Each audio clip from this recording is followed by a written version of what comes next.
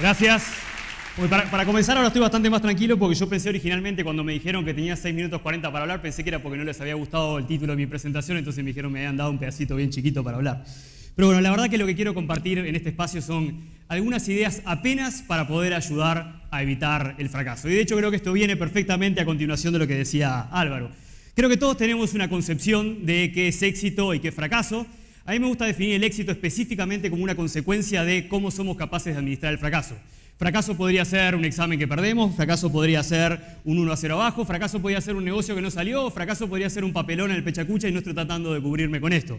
Pero la realidad es que lo importante es cómo tomamos ese fracaso y qué hacemos con ese fracaso. Podemos tomar un fracaso como simplemente la experiencia de la frustración que tiende a quitarnos energía, o podemos tomar ese fracaso como un aprendizaje, como la pelota bajo el brazo al medio de la cancha, aprender de eso y estar preparados para el próximo round. Volviendo a citar a Edison, que hoy se ve que va a poder pasar por Agado a cobrar, la realidad es que Edison decía que había probado, no se había equivocado 700 veces, ni siquiera se había equivocado una sola vez. Lo que había hecho había logrado 700 formas distintas de hacer que no funcionase hasta que esa bombita se prendió y se mantuvo prendida. Y yo creo que parte de lo interesante es que podemos aprender de nuestros propios fracasos y también podemos aprender de los fracasos de los que nos rodean, de nuestros ídolos, de nuestros referentes. Y cuando hablo de ídolos y referentes, no hablo en el sentido icónico, no hablo en el sentido de rockstar, sino que hablo en el sentido de aquellas personas que en el día a día elegimos seguir, aquellos compañeros de trabajo, aquellos amigos, aquellos referentes de la industria, aquellos ex profesores o aquellos ex alumnos que decidimos tomar como referencia. Y así como el filósofo decía, tú eres lo que comes, yo creo que también al mismo tiempo cada uno de nosotros somos en buena medida el a quién seguimos. El a quién seguimos define en buena medida quiénes somos, cuáles son nuestros intereses y nuestras motivaciones. Y creo también que si llevamos esto al mundo digital de hoy en día, a quién seguimos en Facebook o cuáles son aquellos blogs que seguimos a diario, hablan en buena medida de cuáles son nuestros referentes, de cuáles son nuestros intereses. Si conocemos una persona que lee, a quién lee y cómo lee, en buena medida probablemente conozcamos de ese individuo.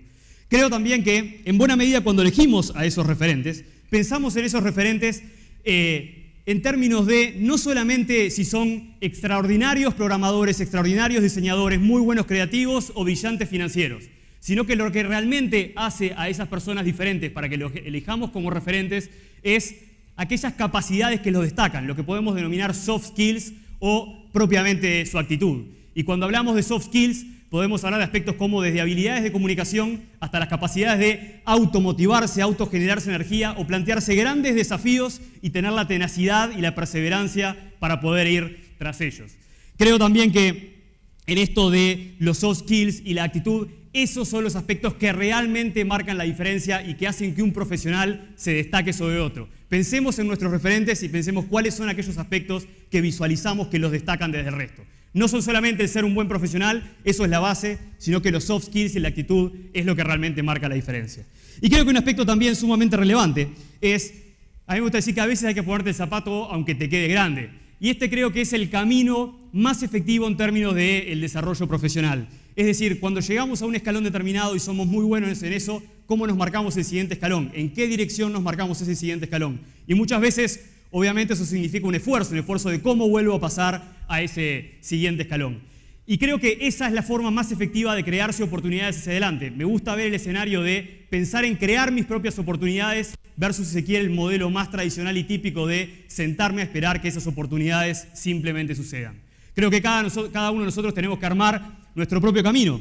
Y en eso de armar nuestro propio camino, es importante pensar que cada una de las decisiones que tomamos están fuertemente influidas por la forma en la cual pensamos, por los estereotipos, los paradigmas como por ejemplo que 6 minutos 40 es muy poco para dar una presentación, o estereotipos como por ejemplo que los ingenieros todos son inteligentes. La realidad ninguno de los dos es así. Por eso que es importante entender cuáles son nuestras estructuras mentales, cuáles son esas ideas que tenemos previamente cargadas en la cabeza, para identificar cuáles de ellas no nos hacen necesariamente efectivos y trabajar sobre ellas. Y una buena forma de identificar esas ideas que no son necesariamente efectivas es tener la perspectiva de los demás, tener la vista de los demás, tener un espejo en los demás. Por eso hoy quiero invitar acá a que desarrollemos efectivamente la cultura del feedback. Y eso quiere decir, pidamos feedback, por favor. Todos nosotros intuitivamente tendemos a, frente a una situación determinada, a hacer un juicio de valor. Esa presentación es mala o ese tipo es un inútil. ¿Saben qué? Seamos proactivos. Vayamos y digamos, la presentación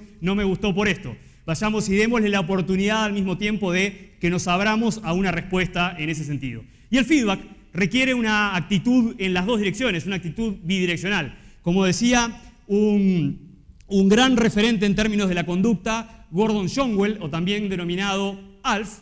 Recuerdan, Alf tenía un gesto, Alf era extraordinario en términos de los gestos, y tenía un gesto que era extraordinario, que era el de los deditos arriba de la mesa. ¿Se acuerdan todo? Y esto era cuando Willy le estaba dando feedback, en realidad lo estaba rezongando, y Alf lo que hacía, los deditos arriba de la mesa, lo que le transmitía era, ¿sabes qué? Si te estoy escuchando, la verdad me importa tan poquito lo que estás diciendo. Y tenemos el otro personaje, que es el personaje que también está escuchando feedback, y que en realidad lo que nos está transmitiendo ese personaje, ¿qué es? Ese personaje lo que está diciendo es, te estoy escuchando, en cuanto termines, yo te voy a dar feedback y te reviento. Esa es la expresión, él le devuelve el feedback en ese momento. Creo que el feedback y la cultura del feedback lo que requiere es un canal bidireccional de atención y de apertura. Es decir, tenemos que estar abiertos al feedback, tenemos que estar abiertos a otras ideas y por supuesto que podemos compartir también cuál es nuestra perspectiva. Por eso es que el feedback tiene un valor bidireccional. Yo puedo dar feedback y puedo recibir ideas distintas que me hagan pensar también de una forma distinta. Con lo cual, después de la presentación, los invito a que me den feedback en este sentido. Ya para cerrar, varios me preguntaron, ese sí era yo de chiquito, antes de ir a la escuela todas las mañanas, acá está el resultado. Y lo que quiero compartir es que creo que tenemos que dejar de hablar un poco menos de la carrera profesional y que pensemos más en desarrollar el hábito del entrenamiento, que creo que esto es en definitiva lo que hace a los grandes profesionales. Gracias.